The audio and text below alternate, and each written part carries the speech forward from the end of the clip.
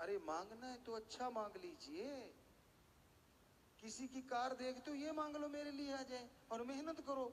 ये क्यों कहते हैं कि वो उल्ट जाए उसकी कार, पलट जाए उसकी कार? अच्छा मांगो, नेक चीज मांगो।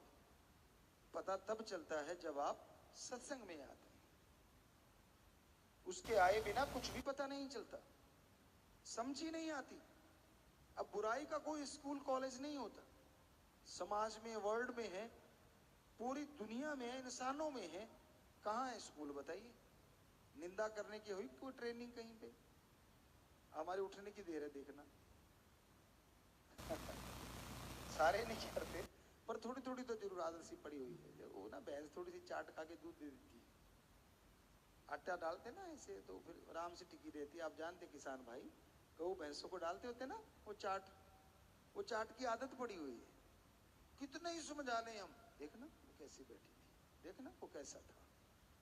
तो आप सारे जानते हो, मेरे आगे सिर कर दिया। बोले जानबूझ के किया, ऐसे थोड़ा। अब चाहे उसकी हाइट ज्यादा हो, अब बेचारी का हो गया भाई, तो आगे निंदा चुगली नहीं पा जाए, आप कितने ही समझा लें। चाट थोड़ी थोड़ी चलती रहती है, फिर चापलूसी चलती है। अब आपके पास, आप बड़े अमीर हैं, राज पहुंच है, बड़ा ओहदा है, तो जी फिर मत पूछो। पंजाबी जी कहते कौली चट, बुरा ना मनाए भराओ, कोई निकल जाती है बात, मुंह में आया रहती नहीं, पहचान ही नहीं आती।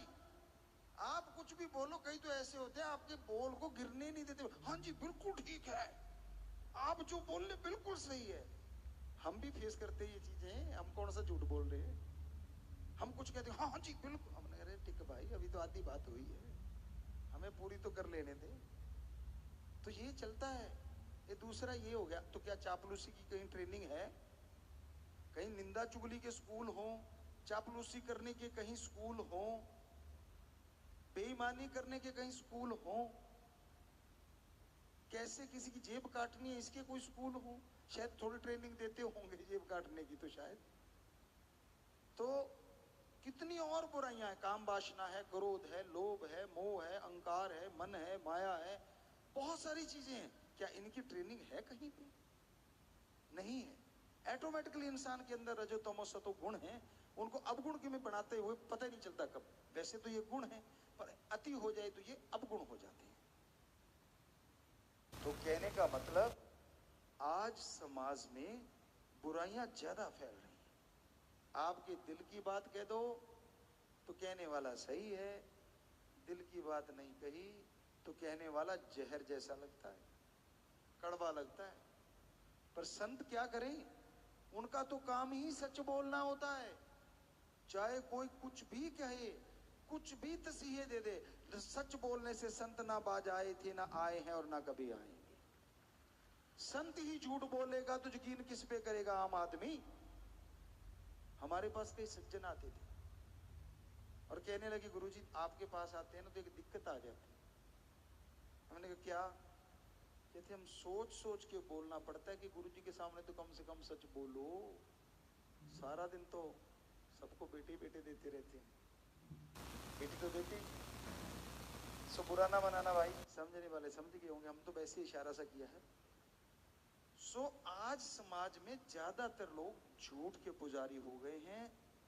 यहां जरूरत पड़ती है वहीं सरका देते हैं। सच तो कभी कभारी जुबान पे आता है, क्योंकि अपना बिजनेस चलाना है, व्यापार चलाना है।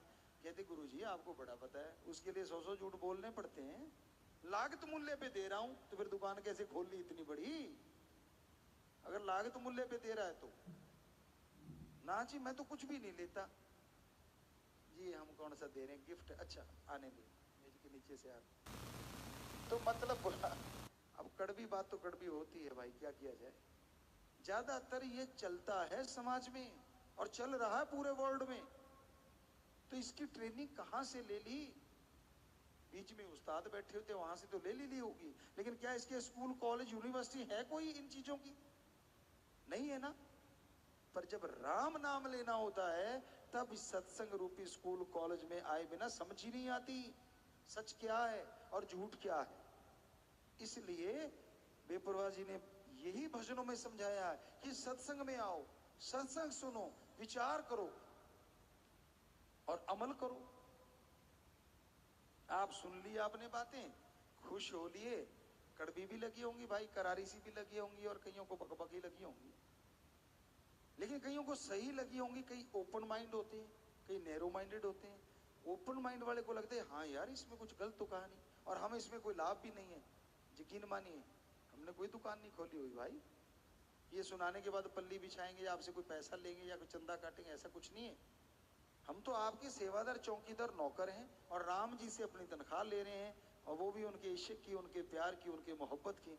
बस आप उनकी औलाद हैं, इसलिए हमारी औलाद हैं। आप बिगड़ते हैं तो हमें दर्द होता है, आपकी तकलीफ आती है तो हमें दुख लगता है, इसलिए हम उस मालिक से दुआ करते रहते हैं हमेशा कि मालिक सबका भला कर, सबका अच्छा कर, किसी का बुरा ना करना, कोई भी क्यों ना हो, चाहे हमें गालियां ही देता रहे, कुछ भी बोलता रहे, हमारी जुबान से कभी भी ये वचन नहीं निकलेगा या तेरा बेड़ा गर्क हो या तेरा ऐसा कुछ हो ही नहीं सकता।